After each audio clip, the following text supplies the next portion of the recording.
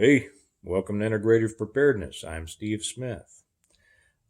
One of my favorite verses from the Bible is from the Psalms. I know it's Psalm 118. I'm not sure what verse, but it says, "This is the day the Lord has made. Let us rejoice and be glad in it."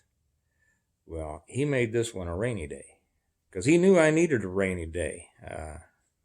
No, I know He doesn't change the weather for me, but it gives me the opportunity to do the things that you don't want to do on Sunday days, like stay inside and things like that. So today, I've been out there the last few days. It's time to get the gardens in and things, and I'm switching around some of the raised beds and doing some work outside, and it's been great. Got a lot done, but I haven't done much writing, and so I guess today I'm going to write, and I'll shoot this one, maybe another one in a little bit, but I have inside stuff to do. So the good Lord gave me the push, said, Craig, if you're not going to do it on your own, I'm going to make it rain, right? No, I know He doesn't work like that. But, we ought to look at every day and remember that every day is a day that's meant for different things. And just like periods of our life. And if we learn to live with them and go with the flow, our life becomes a lot easier. It's a lot less stress filled, and we still get a lot done. We get them done at the times we ought to get them done. I lived a very stressful life for most of my life, and I'm done with that. It's hard on the body, it's hard on the mind, it's hard on the psyche. And finally, when we get maybe smart enough to realize that living with the rhythms of life is better than trying to fight against them all the time, we end up a lot happier and relaxed, and the entire fabric of our lives works better. We enjoy everything. So if you're fighting against stuff all the time, I'd suggest you. This isn't a lesson on yoga or meditation or even religion specifically, but try to find the way that it goes well for you in life. Anyway, that's not what I meant to get into today. Just kind of an offshoot. My mind goes in these directions. Probably some of you. I'm going to name this. I thought about what I was going to name it before I started shooting, and it's going to say. Be something about opportunities, investment opportunities for independence and independence. And some of you might have saw when you see or when you saw, because it's in the future for me and you're doing it now. If you saw the title of this, you might have said, "Well, he can't even spell independence. He spelled it wrong. How can he write books?" But I have, like many of you, kind of bridled against this title of prepper, and I've heard other people talk about this as well. It's not me who came up with this original thought, but I've never liked it, probably because society made it sound stupid and all of that. And so I thought, well, what? Yeah, prepper's one thing, survivalist's another thing, and you could be self-reliant and self-sufficient, and what are really what's the common part of this? How would I describe myself? So I have decided to I didn't invent it, but I have decided to adopt the term independent. So I consider myself an independent. And as I describe to people when they ask me about the, what is integrative preparedness, I talk about, well, we strive to divorce ourselves from dependence on those external interdependent systems over which we have little or no control. The grid, the water system, the governmental supply, the system, the commerce, system. We attempt to divorce ourselves from dependence on that, simply because our lives can be drastically affected when those systems are affected, and we're essentially giving up our personal security to people and things and systems which we don't really understand for the most part, and over which we have, like I said, little or no control. So that's what I've decided that I'm going to call myself from now on. Feel free to steal it, to use it, to whatever. If you feel that the term independent better describes you than prepper or whatever, run with it, spread it around anyway. So that's why I put that in there. For those of us who consider ourselves independents, because we strive for independence from those systems. I've had a lot of people, as I've mentioned before, ask me to do a little bit more on investing in preparedness investing. Okay, so I'll get back and I'll start calling this independence investing. How do we invest so as to become independent from these things that we don't want to be dependent on? Well, for a long time here, the economy has been so good that there really wasn't anything to buy. You could buy things, but it wouldn't be a good investment. There's an old saying that you don't make money in the stock market or in real estate or whatever. You don't make money when you sell, you make money when you buy. And that sounds kind of counterintuitive at first, but what it simply means, of course, you make the money when you sell it, unless you sell it at a loss. But what it means is if you don't buy it at the right time, your profit and therefore, what you get out of it long term is not going to be what you had hoped it would be. A lot of people, don't understand this. The market's going up, up, up, up, up. So they say, I got to buy some stock. Well, the pros buy it when it's going down, down, down, down, down. And that's kind of what you want to be, the same as gold. I had somebody ask me recently, what are my thoughts on gold? Well, gold is real high. Gold would have been a great investment when it was going for $400 an ounce. It's not a great investment now.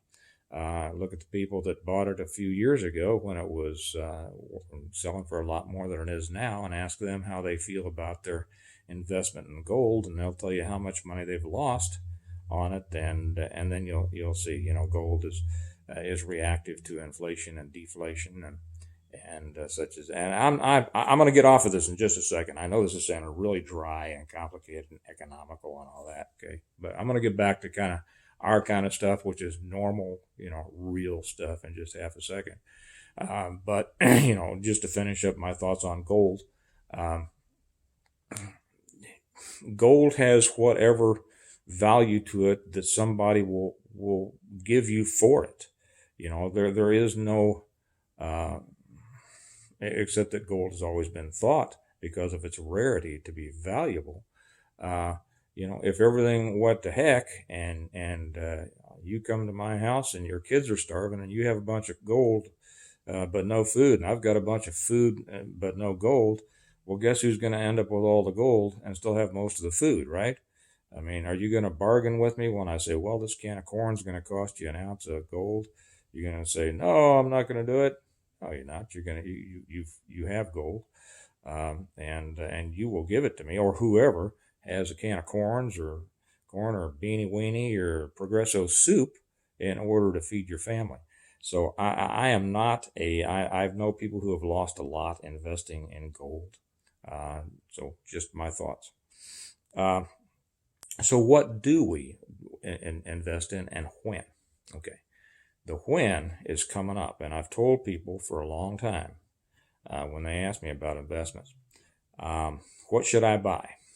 And for the last couple of years, I've said nothing. You buy nothing.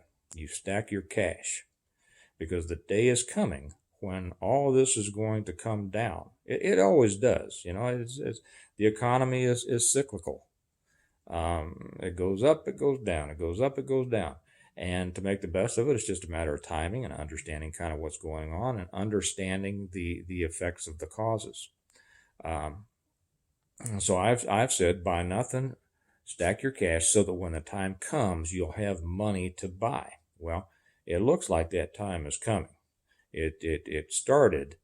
First off, the economy has been weak to some extent. I mean, the American economy is powerful.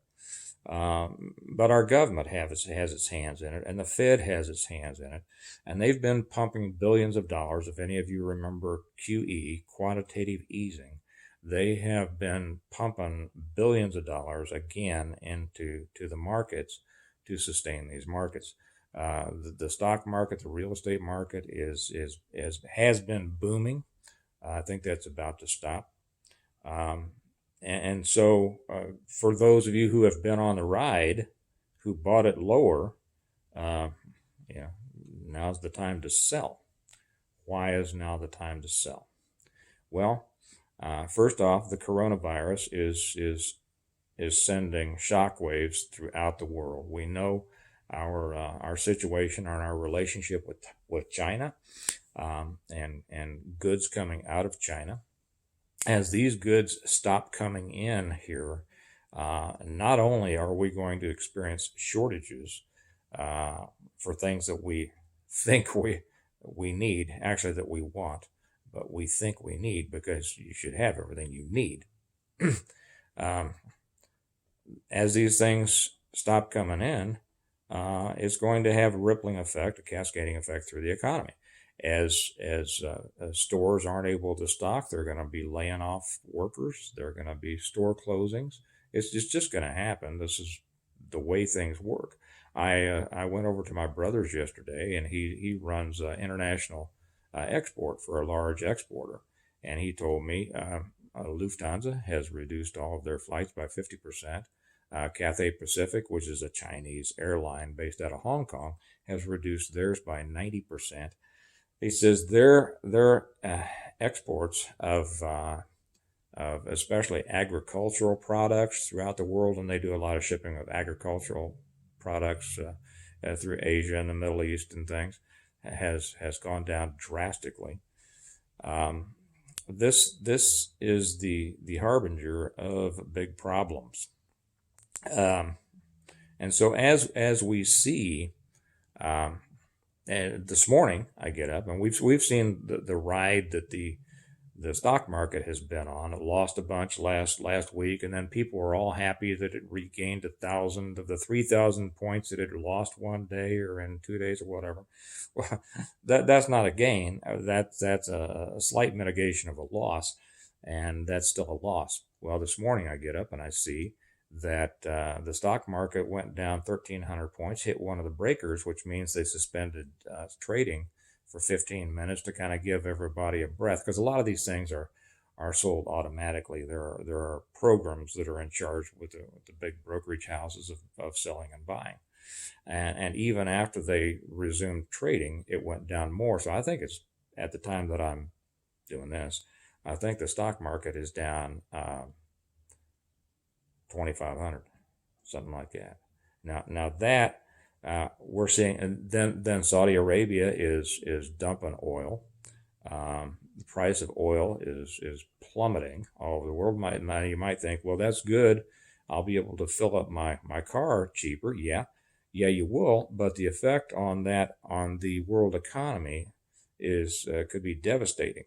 So everything is pointing to a recession, and a fairly serious recession, because of not just kind of what we expected anyway in the financial markets, but with this added layer, the special topping of the coronavirus.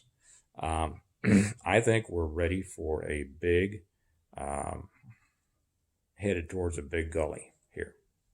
Now, this is why those of you who have been preparing, you're in a lot better shape than you would have been, right? And hopefully you've been preparing not just long-term food, survival food, because you can't eat that when the stores run out. When you go down to the stores here in a month or so, and the shelves are getting kind of bare, you can't eat that. But do you want to eat that? Yeah, I don't. That's why I don't really stock that stuff. That's why I've always said, and I think one of my very first ones is, and I didn't invent this thought, but they say, stock what you eat what you stock, and that's exactly right. Have you been, really piling in the canned goods, the peanut butter, the spaghetti sauce, the pasta, the rice, and all of that? And I'll back up here and I'll say something too. We've heard about all the rice being out all over the place. And rice is one of the very best, long-term storage foods that you can get. But I have something more than I have of rice. I've always, prepped rice, but pasta. Pasta is what I've always suggested people do. It'll keep just as long. Um, it's higher in protein than rice, and so in many ways, I suggest that people do pasta. But whatever you do, hopefully you've got a good long supply. If you don't have a couple of years to where you could sustain yourself, and remember that if you've got uh, 2 years of food stockpiled and it all comes down, that just means you're going to starve to death 2 years from now, unless you have developed the ability to provide for your own food production. So realize that goes on the other end. That's all part of being an independent, not a prepper. So getting back to this, we're looking for uh, as shortages start to come, the first thing that you're going to see is inflation. Okay. Now, why is that? Because that's money chasing goods, and that just means that the fewer goods that are out there, the fewer bags of rice, right? The fewer cans of SpaghettiOs that are out there, the more they're going to be able to charge for them, and they will. So those SpaghettiOs that you were, paying a dollar a can for last week, well, in April, May, you could be paying $2 a can for. Get them now if you don't already have them. And I would suggest look for a better alternative to that. But as we experience this real, what I won't say I'm projecting a total economic collapse, but I wouldn't be surprised if it happened. Okay, so I'm going to just say a drastic economic decline. After that initial uh, phase of inflation, then we're going to see a deflation. Because as the economic markets collapse, as the economy collapses, it's going to go back to a depression-like era. Remember how people say, um, well, gosh, remember when bologna was 5 cents a pound? I don't know, whatever. A loaf of bread was a dime or something like that. I wish it was a dime now. Well, that's because nobody had any money, right? They had to get those prices down so that at least people would buy some of it. Well, I think we're headed in that direction. And if you have money, you're going to be able to buy a lot more with it here pretty soon than you would have otherwise. So, what is my advice to those who ask about investing? And and this is, we're getting close to the trigger here. As things go down, um, down. Remember back in 2008, 2009, when Ford Motor Company, Ford stock was 50 cents a share. It could go down there. It'll get close. Watch the companies that that the government won't allow to go under. Watch them go down, because they're going to come back up. See, just like everything that went up is going to come down, everything that goes down is also going to come back up. Okay? Eventually. And it's not going to take 100 years. It might take 10 years or whatever like that. But it's going to come back up. So you want to have that cash and be ready for this, whether it's stocks, whether it's real estate. Those people who have been looking for land or houses or things like that, I've told them. They've asked me, because we're looking for another place. Not looking to buy right now.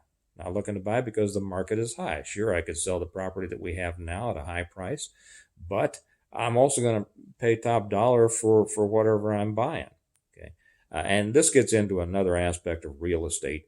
That when you're buying real estate, you want to take a look at the stability of the area that you're buying. Okay, when we bought our property here, we were very careful to look at the stability of the area, and even during the real estate crash, when half the country went underwater and lost half the value of their homes, we still appreciated at a rate of of at least 3% a year, and more often than that, 8%. And here lately, it's been better than that.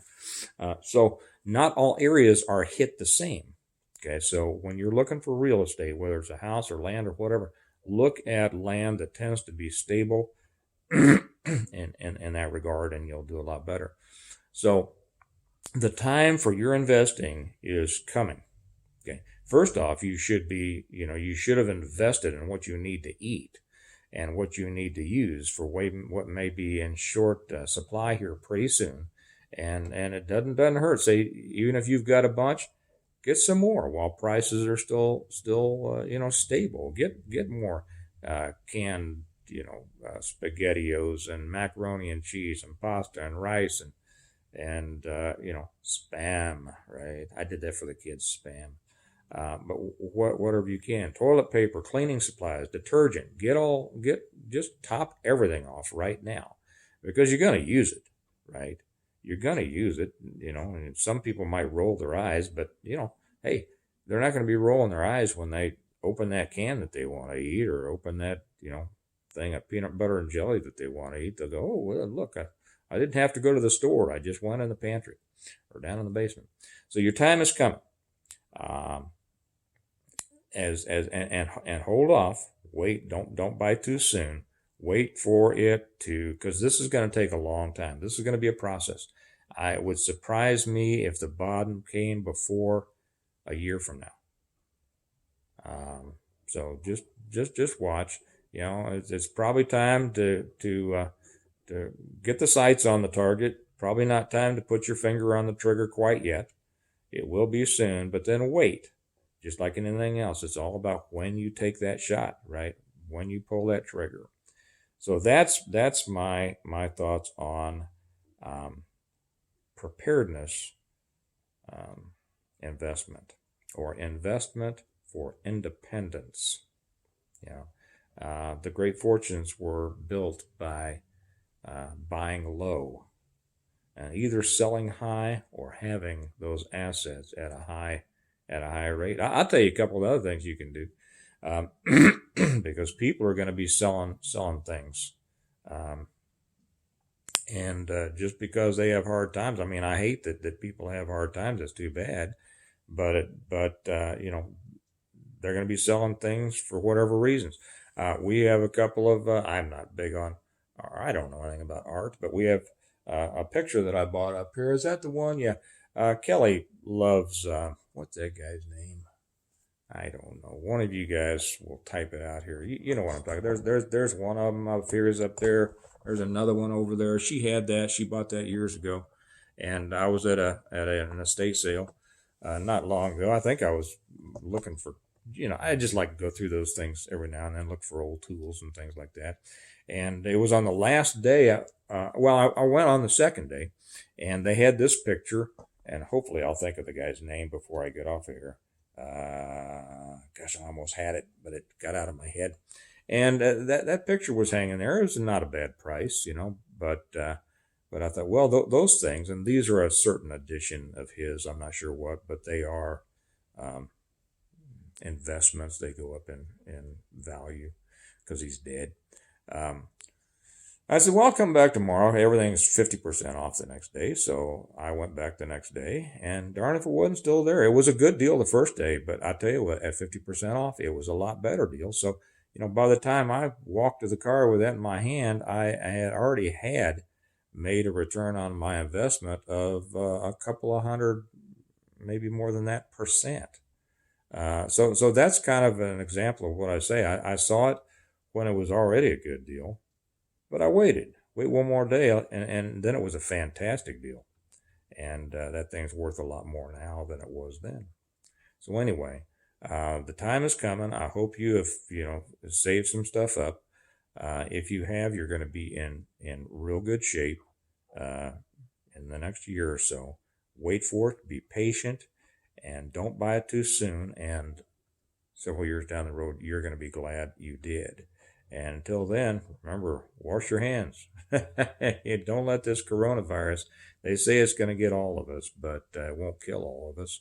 So keep yourself healthy, take your vitamins, drink your water, eat right, exercise. Like I say, wash your hands, and remember that we prepare well today, and investment is a part of it in order to live well tomorrow. And you all have a great day. I'll talk to you later. Bye-bye.